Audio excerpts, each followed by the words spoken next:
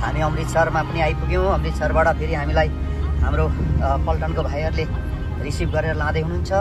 हाम्रो VRC गुरुजीलाई special Scorpio गाडी पठाइदिनु भएको रहेछ पल्टनले। धेरै धेरै धन्यवाद छ हाम्रो पल्टनको सम्पूर्ण ओदेदार साहबहरू, गुरुजीहरू, भाइहरूलाई।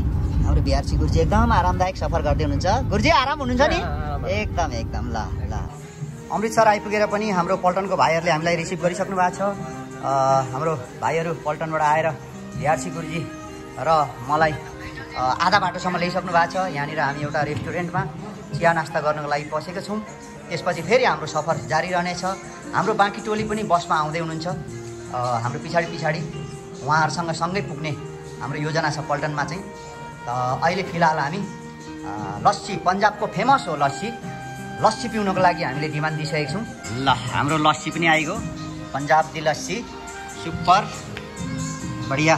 हामी फाइनल्ली आफ्नो रुममा आइसकेको छौँ है। हामी VRC गुरुजी र मेरो रुम चाहिँ यो परेको छ।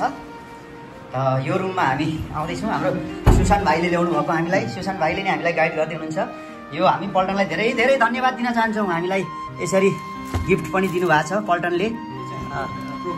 ल हजुर, पल्टनलाई जति धन्यवाद दिए पनि कमै होला जस्तो छ। यहाँ हामीलाई VRC गुरुजी र मलाई कोलगेट, 2टा ब्रुस नयाँ नयाँ, 2 बोतल पानी नयाँ नयाँ, र यहाँ तेल 1 हप्ता पुग्ने केसको लागि तेल पनि राखिदिनु भएको रहेछ। धेरै धेरै धन्यवाद। नम्बरी भेट उठ्नु गएको थियो। 06 यस। हाम्रो आइन्टीमा हुनुहुन्थ्यो साहब, देहरादुनबाट आइपुग्नु भयो हेर्नु त। अब VRC गुरुजीसँग चिनजान हुँदैछ टकाटक।